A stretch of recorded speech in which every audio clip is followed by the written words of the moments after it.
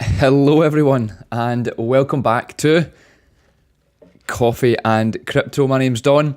Happy Friday. If you are watching this live, happy Friday. Hope you have a coffee in hand and you're ready for yet again another great episode of Coffee and Crypto. I have a bit of a lighter news day today, shall we say. The past few days have been quite intense on Coffee and Crypto, so I thought let's try and make Friday as informative as possible, but a little bit more chill, shall we say. But then again, I can't promise anything because you know what I'm like on these Coffee and Crypto episodes. So anyway, again, like I said, thanks for tuning in and watching today's video. If you could drop it a like, I would really appreciate that. And let's get straight into the prices. So let's have a look at the top 10 first and foremost, see how things are looking over the past 24 hours, because we have seen, not much of a change, to be honest. We have seen some kind of solid prices holding for now. Let's see what happens. It is Friday, and Fridays normally mean that we do see a bit of price action leading in to the kind of evening. So yeah, let's see how things are looking currently before we move into this weekend. So first things first, Bitcoin currently sitting at $30,026, Ethereum at $1,885, BNB at $243. We then have XRP at 49 cents, Cardano at 29 cents, Dogecoin at 0.06, and then Solana at $16.80. And finally, we have Tron at 0.07 cents. So, look, basically a few things are actually down, I would say. They kind of, about 2-3% on average. But Bitcoin hasn't really done much. It's down 0.26%. So yeah, there's literally no movement, really. Other than a couple of percentage here and there. But overall on the week, we're still up majorly. Bitcoin alone is up nearly 18% on the week, which is hilarious. I actually seen something this morning on just on Instagram, just browsing, where it was a property thing where, like an investment, where you can invest X amount of money. I think it was like 100 grand, whatever it was. You invest 100 grand into this property investment thing, and there's a guaranteed return of 15%. Now, obviously there's a guaranteed return, that's fantastic. You're guaranteed 15% on your £100,000, which is £15,000, obviously. So a nice £15,000 return for putting out £100,000. Now, the other thing about that as well is it's not going to take a week, 2 weeks, even 3 weeks. Investing in things like that, it's a property investment, so that 9 times out of 10 what needs to happen is before the project can get launched. Now this project could last 6 months of building, so it could be in a build stage. Literally it could be a piece of ground you're investing in. It then is 6 months to be complete. Then there could be another 6 months potentially that it sits on the market for, we're waiting to sell, obviously. The sale could then fall through, or you don't get the actual investor, or the seller doesn't get the money they wanted, therefore you're maybe not going to get kind of as much money as you were guaranteed, or whatever it may be. So the point I'm trying to make here is, can you imagine investing £100,000 for at least 12 months for the return of 15%? Now normally, don't get me wrong, like that's probably a good investment in the property space. I don't know the property space enough. I know investing enough, and I know how to make money enough. So for me personally, parking £100,000 for potentially 12 months to make £15,000 sounds like an absolute no-go for me. Prime example, the reason I said that and the reason it triggered this whole conversation is there's Bitcoin up almost 18%. It was up, yesterday I think it was up, was it 24 or 25% on the week? So you imagine even parking £100,000 into Bitcoin and within the space of a week, so it was actually less than a week, but the graph will show obviously over the week, but in less than 7 days, your £100,000 would have made you 18% profit.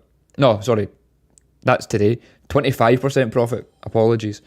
So that £100,000 could have made you 25%. So that's a lot more money than you could make from that particular property thing. I'm sure, look, don't get me wrong, I'm not trying to bash property. I know it's probably to someone a solid investment vehicle and it works really well, and I know people can make money from it. The point I'm trying to make here is the timescales and things like property. Again, I keep getting in property, but I seem to have seen a lot of hype recently about people wanting to become these property investors. I don't get it. I don't know where it's came from. I think because crypto is in a bear market and people are scared and worried, so they're just looking for a scapegoat. They're looking for the next thing.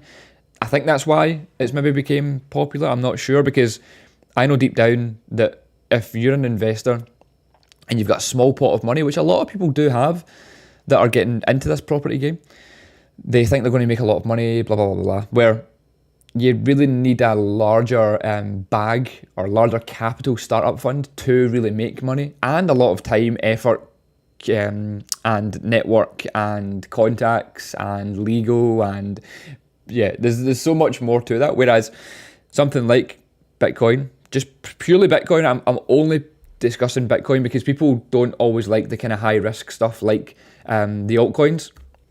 So specifically just Bitcoin, which is known not to really move that much in the space of a week sometimes, unless we are in a bull market where it does crazy numbers. But we're in a bear market, right? There's no hiding that. We're in a bear market, one of the worst we've seen in a while.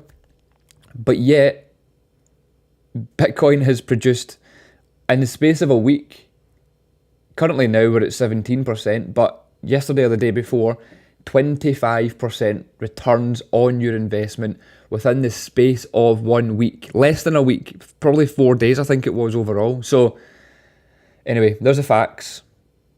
You can't deny that I'm showing you the facts. You can't say, oh yeah, but, yeah, no, but what about this, but. There's no ifs, buts, or maybes. This is factual information. Bitcoin made 25% gains on your investment within the space of 7 days. Prove me wrong. Well, you can't, so don't waste your time. But anyway, there's me thinking this episode was going to be quite easy and quite light, and I'm already going in on one, and I've been live for 7 minutes. But anyway, look, I'm just being open, I'm just being honest, I'm just saying things for how I see it, and that thing I saw, like I said, on Instagram this morning, probably to someone that's a great investment, but for me as an investor in this crypto space, that does not interest me whatsoever. I wouldn't be comfortable putting 100 grand into a property investment unless I knew I was getting at least double the returns, because I know putting 100 grand into crypto in the space of a year, I can make a lot more than double the returns. I can make 25% of that in the space of a week. So why would I not be able to make at least double my returns within the space of a year versus anywhere else? It's still subject to capital gains tax. It's still all the same. There is no scapegoat. There's no secrets here. There's no smoke and mirrors. Property investments, you'll still get capital gains tax on your investment. You'll still get capital gains tax on your crypto investment. It's all legal. There's literally nothing to hide here. I'm just pointing out the facts for you, because the person watching this, I'm assuming you're an investor and you like to make money, or you like to try and make money, and you understand percentages and timescales. Yeah. Anyway, but what do I know? What do I know? Let's move on. So, first part of news then is Santander and Crédit Agricole, the asset arm, receives French crypto custody license. So, again, some bullish news for crypto. Fancy that.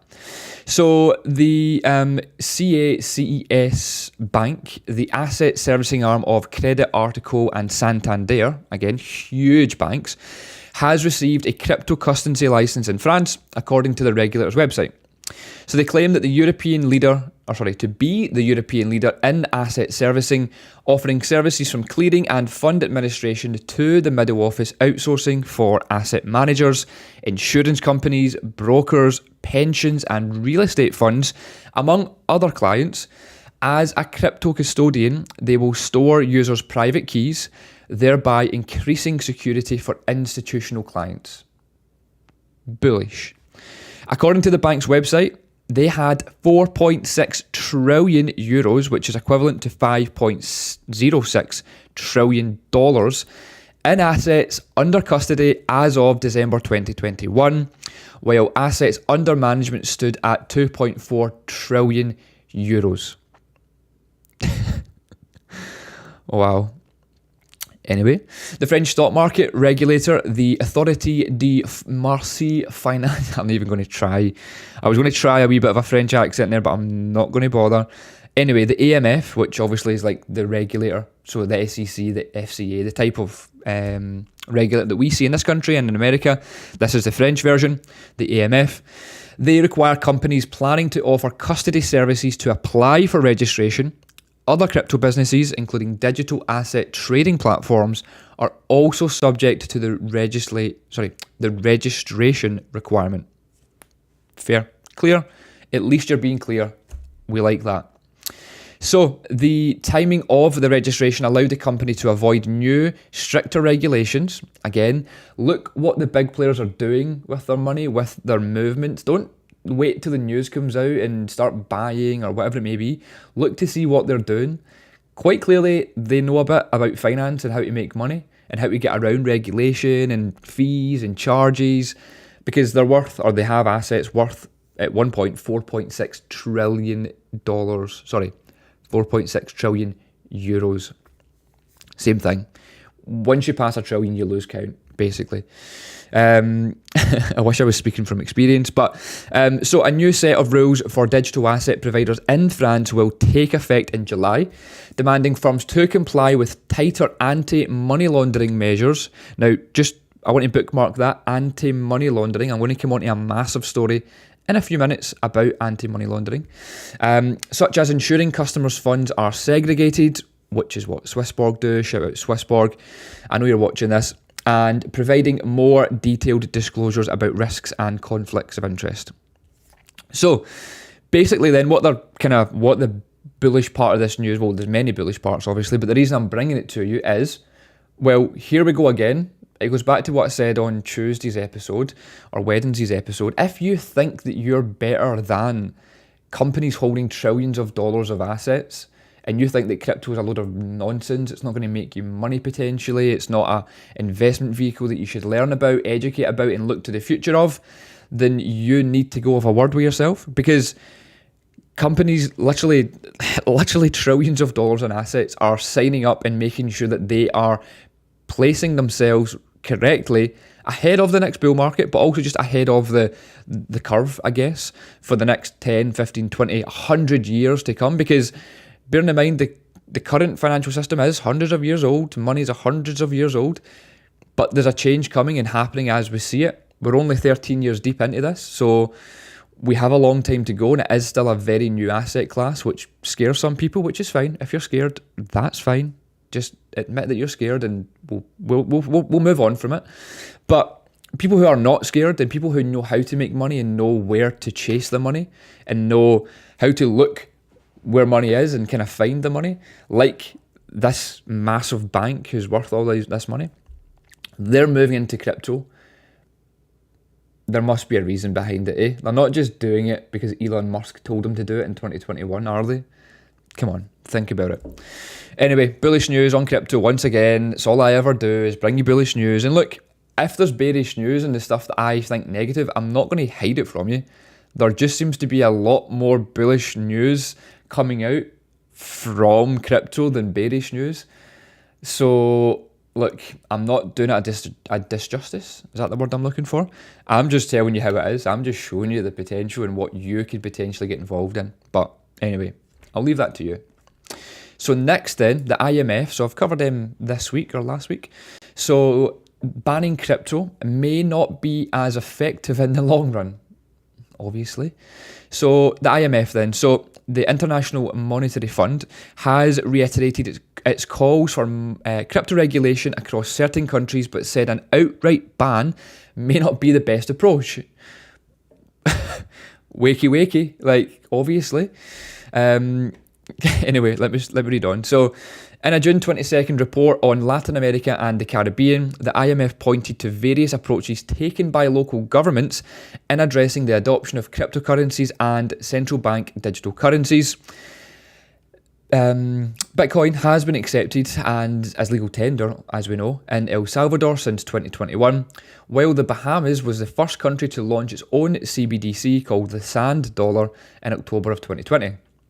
Now, the IMF have said that Brazil, Argentina, Colombia, and Ecuador, which government's regulation of crypto was in progress, ranked among the highest countries in the world for the adoption of digital assets and the effort to help the unbanked send faster and cheaper payments and more. In addition, according to the fund, most central banks in the region have or are considering adopting digital currencies. So look, shout out Latin America. We love you, Latin America. For any of our Latin American viewers, I'm assuming there's none because I don't speak any type of Spanish or Portuguese. But shout out to you if you're watching this, because Latin America are showing up. They're doing what crypto is made for. And this is another thing, and the kind of benefit, I won't kind of give away too much, but the crypto course, the fast track course that we also, again, for anyone that's just joining this YouTube channel, don't really know who we are, what we do, we have been doing this for 6 years now. The company's been going for almost, over 3 now. We provide, obviously, these videos that you watch each and every single day on crypto news, and we tell you straight down the middle what you should be hearing and what you need to hear. But we're also a huge consultancy. We're one of the largest consultancies in the UK for crypto and have been since 2020. We also now offer training, which we have sort of been doing via our Discord, but we now offer in-person training events, which kicks off on Monday, so the 26th of June. The reason I'm bringing this up is this point here where it's showing that Latin America are really, really helping out the unbanked and also to send faster and cheaper payments.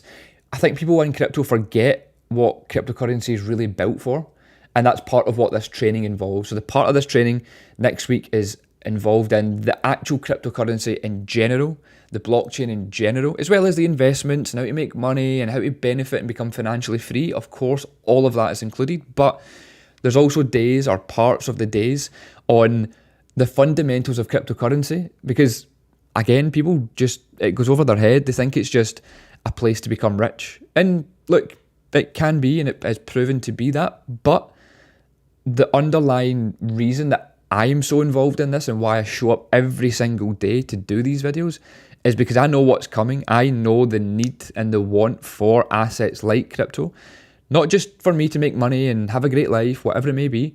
I can do that, but to spread the word of how people who are unbanked, like in Latin America, where banks or inflation is just ruining the country, or they don't have banks because they don't have a credit system or they can't provide credit to these people living in the poorer parts of the country.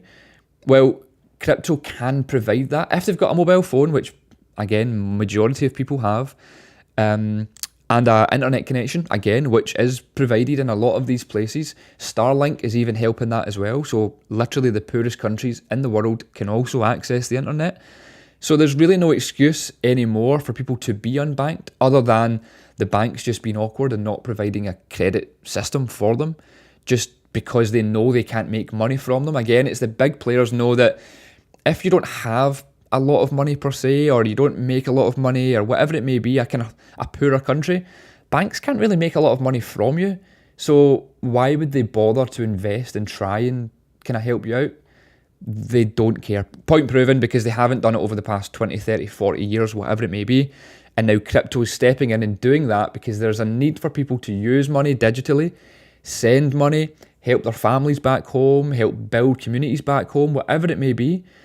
Because again, you get a lot of these people who will leave their poorer countries like parts of Brazil, Ecuador, Colombia, whatever it may be. Go watch videos on YouTube. Like there's a guy I can recommend, Kurt Kaz. He is like a kind of nomad traveller who goes to the kind of poorer parts of the world and shows you the real life people. Don't get me wrong, they all love it, they're all having a great time, but it shows you how poor and how different these countries are to countries like the UK, the US, and most of Europe, who have the big credit systems, they have the debt system, like, which looks great, but obviously it's not all that great for the people. Anyway, I'm kind of going off a little bit of a tangent here, but I'm just trying to kind of point out and prove a point of there's more to crypto than just the what you see in the news. You know, there's a lot of things it's trying to do positively for people who are unbanked in these countries. And that's why this article in particular I wanted to talk about, because clearly there is no real point in trying to regulate crypto and ban crypto. It's not going to happen anyway, right? It's all fugazi, smoke mirrors. But obviously, if you're new to crypto and you don't quite understand it the way I potentially do, or the experience that I've had, if you're seeing articles of it's being banned, whatever it may be, it scares you a little bit. There's reasons behind that. Again, we'll teach you all this. We can help you with all of this. But quite clearly, it's helping countries that it's supposed to help. And that's the biggest benefit. And that's the biggest positive to look for here. The IMF are clearly seeing a need for not banning crypto. And it goes to kind of the point I was making this week as well. It's like, look, crypto's not getting banned. It's not going to zero. Like, it's a load of nonsense. Stop eating into the news. Like, turn the news off and just listen to me, basically. Tuning every single day. Share coffee and crypto with everyone. I don't care how educated or how much you know about crypto. I will help you learn about crypto the correct way, somehow. So watch these videos every day. Share them with someone every single day. Let me help you for free on YouTube. Be more educated in finance, crypto, the world in general. Right, I'm going to try and calm down, because that was another, 10 minutes of just like going in on one. We're already over 21 minutes and I've only got to the second news article. Happy Friday, everyone. Drop a like on today's video if you are enjoying this content. Coffee and Crypto's really grown a little bit bigger than what I thought it was going to be.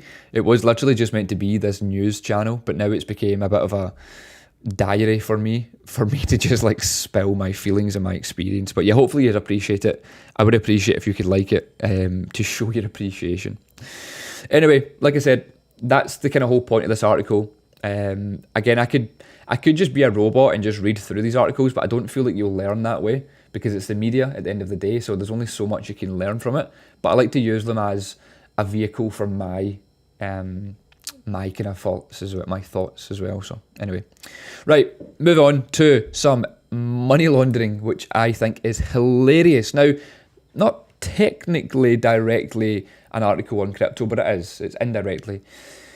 So Google have launched an anti-money laundering artificial intelligence, and it's after a successful HSBC trial. Now, before I even read this article, again, Dec can vouch for me because Dec was here this morning when I seen this article. Before I even read this article, I read the headline and instantly went to Google and typed in HSBC money laundering, because if anyone remembers how big of a player the HSBC bank were in money laundering for cartels in Mexico, you might have seen Netflix Dirty Money. I've recommended it a few times on this channel. There's a Netflix series on it. But there's loads of history, there's loads of things in the past regarding money laundering with banks and cash. And I wanted to cover this story on Cointelegraph about crypto and AI and whatnot. But then I'm going to read an article on how dirty money actually is with HSBC, which you might not have heard of. And you might think, oh, no, Donald, the banks are perfectly fine. Don't worry about the banks. They look after us. Crypto's for money laundering. It's dirty money. We shouldn't touch it. I want to just tell you the truth and show you the truth as well with the facts. Anyway, so Google Cloud recently announced the launch of its anti-money laundering AI, which is called AML AI, a very creative name, service after a successful trial with London-based financial services group HSBC. Now, they use machine learning to create risk profiles, monitor transactions, and analyse data. The AI transaction monitoring replaces the manually defined rules-based approach and harnesses the power of financial institutions. Their own data, shall we say, to train advanced machine learning ML models to provide a comprehensive view on risk scores. In practice, Google Cloud claims its trial partner HSBC saw an increase of 2 to 4 times the number of positive alerts and a 60% reduction in false positives. Now, the service's cost will vary depending on the number of customers serviced daily with the AML and risk scoring systems, and how many customers are included in the training data set up to spin the model up. So, the system launches signifies the furtherance of Google and Google Cloud's ambitions in the fintech space, while the current The current AI zeitgeist centres around generative AI products such as Google's Brad chatbot. The company has quietly been making its presence felt as both fintech developer and a banking services vendor. So Google want to get involved in the banking space. Now, they're already the largest data in the world. They now want to be in the fintech and banking sector. I wonder why. If you can see the screen and you know exactly what I'm doing by this gesture, money. That's exactly why they're involved. They don't care about helping people. They want to make money. So, during the pandemic, Google rapidly deployed a paycheck protection program loan processing tool. And over the years, the company has dabbled in alternative payment solutions. Of course they have, such as its widely adopted Google Pay service and the advent of the Google-sponsored debit cards featuring near-field communication connectivity. So, again, there's not much here about crypto. Like I said, it's not a direct crypto news article, but it's AI related, which again, we're talking about fintech on this channel. I'm a big fan of financial technology and AI, and it's also to do with banks, and I'm a big fan of banks, so this article made sense. But yeah, essentially what the point of this is was to kind of show you the HSBC stuff. So they're saying that they are going to provide AI to anti-money laundering, which again, if you're familiar with banks, which again, my background is finance. I worked in finance for a long time, or did previous to crypto. So I know all of this inside out, which most of you will as well. But anti-money laundering is a big deal. I get that. No one wants to money launder through businesses, personal accounts, whatever it may be. There is definitely a need for that. But what the point I'm trying to make of this is, crypto gets a bad name in the media, not factually, but in the media, of being a place for people to money launder for drugs or for whatever it may be, when in fact, the truth is that the whole point of blockchain and crypto is that it's all on a blockchain. Every single transaction, whether it's a buy, sell, movement, is all tracked, and you cannot erase that. So actually, it's to help stop money laundering, and so you can track funds and you can watch your money move, whereas the current system can be deleted. For example, JP Morgan just got fined again for mistakenly deleting information. You can't do that on the blockchain. So there we go. We've just removed all of that. But also HSBC are proven and known to be money launderers.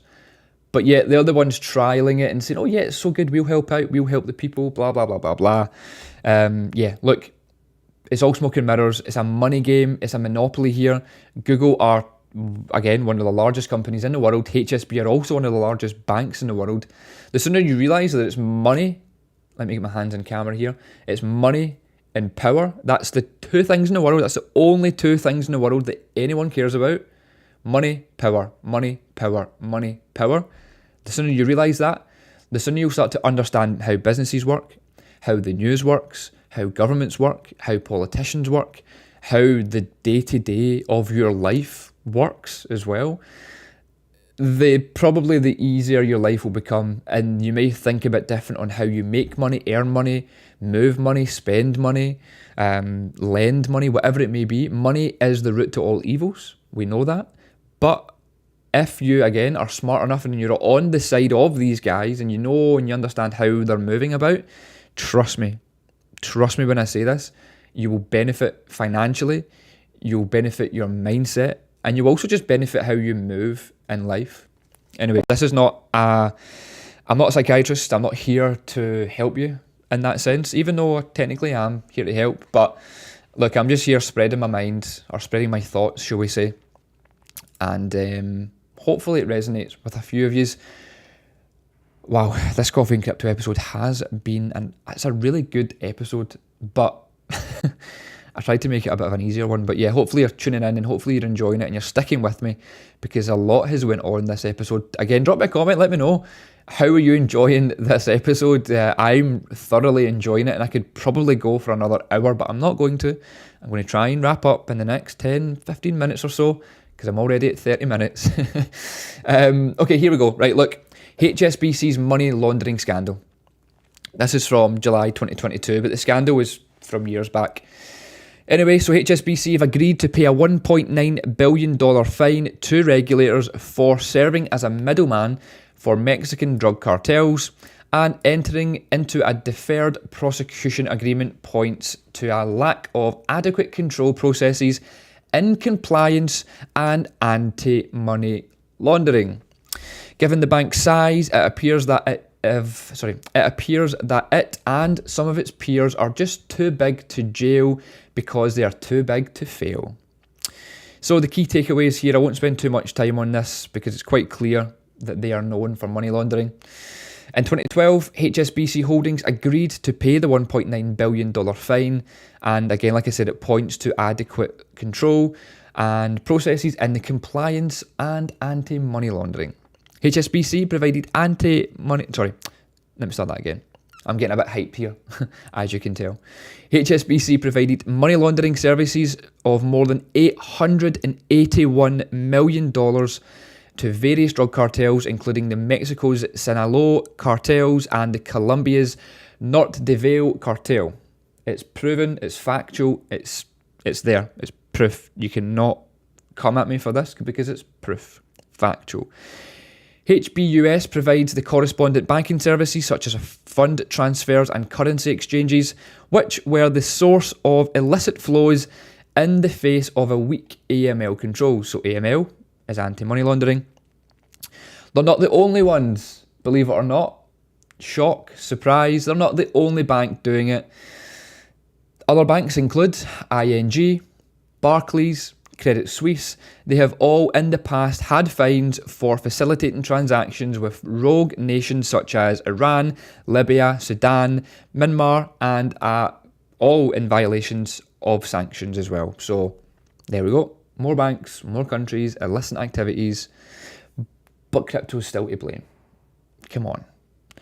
So they also went on, it says here, that enabling the business of drug running and state-sponsored terrorism in the pursuit of profit leads to dire societal consequences. Blame may be placed at the foot of the banks and the regulators alike. So, anyway, there's actually more. Standard Chartered is in there as well. Royal Bank of Scotland, Lloyds Banking Group. Do you know what? Basically, every single bank has been caught out and paid fines for money laundering. Factual money laundering. But all that happens is they get a fine and then it gets swept under the carpet. They put out new adverts on TV to help you get your ISA or get your new savings account or get a mortgage or do this or do that. Oh, it's so great. We're a big bank. We'll look after you. But at the same time, they're also funding the drug cartels. They're also getting backhanded by the drug cartels. They're paying billions of dollars in fines. But they push that to the side and they make the funny adverts and they get the famous celebrities to do these adverts on TV, because the people that use these banks and watch these TV adverts are never going to challenge or look into this stuff or probably understand it, because the banks can pay for it to be hush-hush, move out the way, be forgotten about, and they'll just cash in on you having your salary paid to the bank every single week, every single month, take out loans, take out credit cards, take out mortgages, take out overdrafts. They'll just charge and charge and charge and charge and make money off you, the person, the retail investor, or the retail user, not so much investor, and they, in the background, are doing all this dirty work. But then they've got a cheek to tell you that crypto is the one doing all the dirty work and that you shouldn't invest in crypto and make money, potentially make money from crypto, because it's dirty.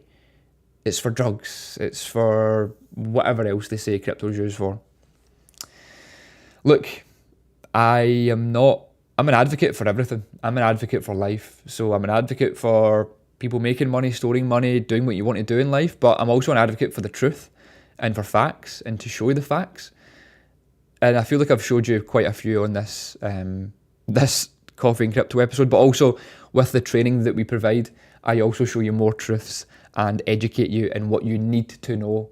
So hopefully you've liked a little bit of the snippet of what I've provided here. This is exactly what we do in the training, and if you are interested in that, please drop me a message, drop me a comment below, whatever it may be. I can give you a personal phone call from me. I can allocate some time for you and for me to give you a bell, explain the training course, and hopefully get you on board. We do them, well, June is completely booked out, so you cannot get on June's course. That's sold out within a few days, obviously. July is also now available. It's starting to fill up. We've got 3 or 4 now, I think, confirmed out of the 10 slots. But look, we're going to be doing more over the next few months. It's crucial, and I mean crucial, that you at least consider it.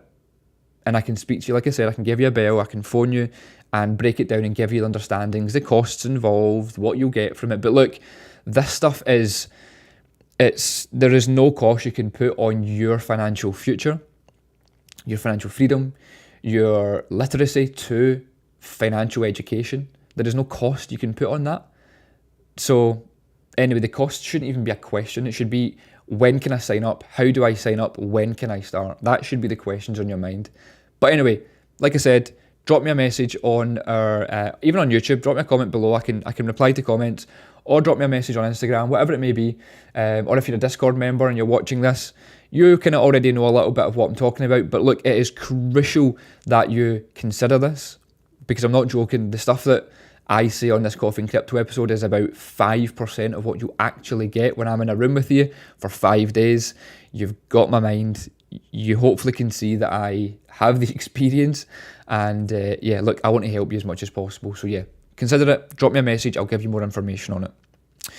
Now, to kind of now finish up a little bit, we'll finish off on a couple of tweets, and then I'll leave you for the rest of your day. Right, what's going on with my Twitter? There we go, it's loaded.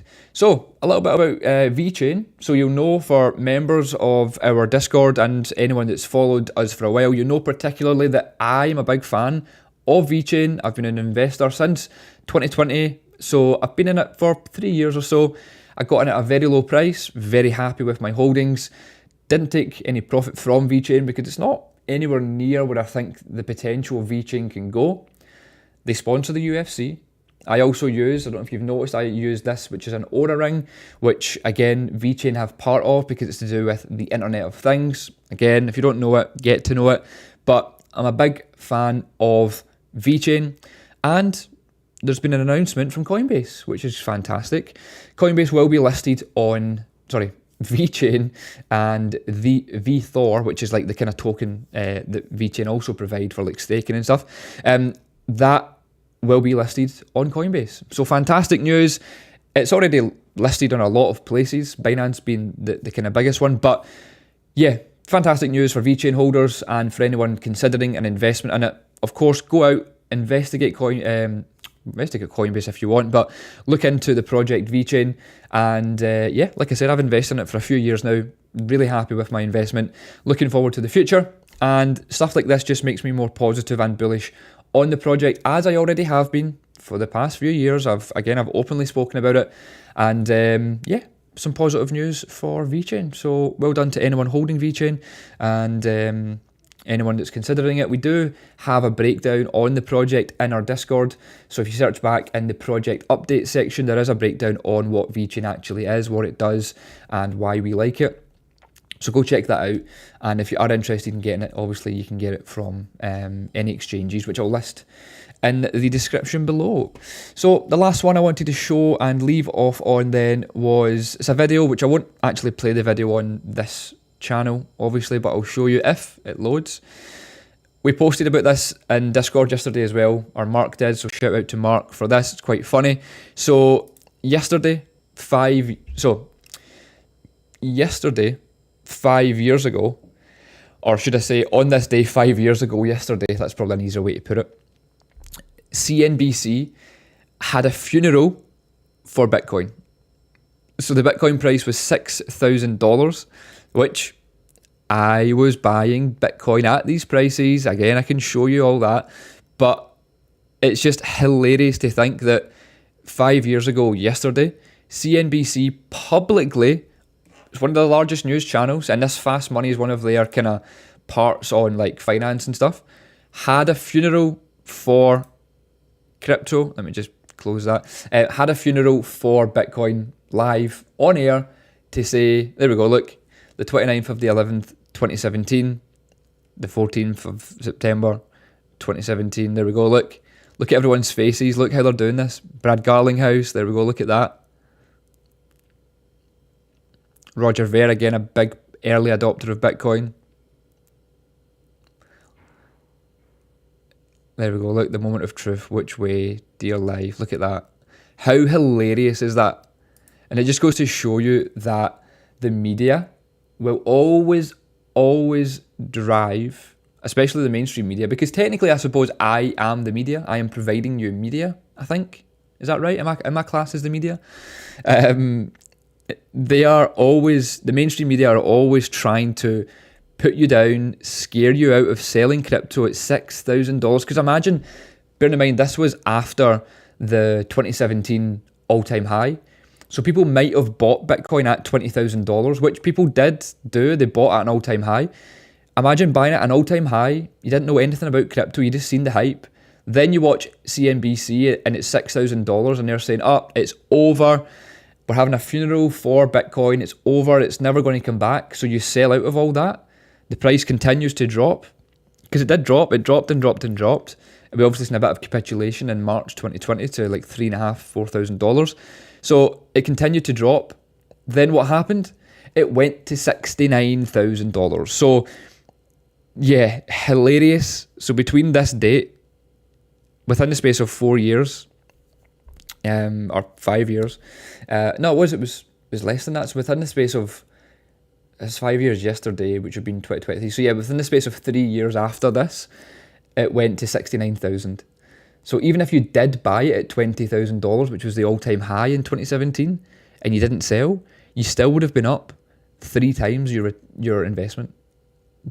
But CNBC told you to sell it, so you might have sold in a loss, and then literally less than 3 years later, it was up by 3 times your initial investment, even if you bought it at its all-time high. Anyway, I'll leave you on that. It's been a great episode. I hope you've all enjoyed it. It's been over 42 minutes currently. I just wanted to kind of leave on that because I think it's hilarious to show you that, again, there's a lot of home truths in today's episode. A big one, I feel like I might have to convert this episode to a podcast and start a podcast. Should I? Look, that's maybe a question I can ask. I've had a few people ask me, but drop a like and a comment or something on this video. Should I start converting these YouTube videos to podcasts and add them to Spotify and Apple Music as the Coffee and Crypto news show or whatever it was? I'll call it Coffee and Crypto, but should I offer it as a podcast version as well as a YouTube version? Let me know, drop a comment below, like the video. I probably will do it, but yeah, let me know anyway. So, on that note, that's all for me. It's been the longest episode so far. Hope you've enjoyed it. I will see you on Monday for another episode of Coffee and Crypto. Have a great weekend. I'll see you all very, very soon. See ya.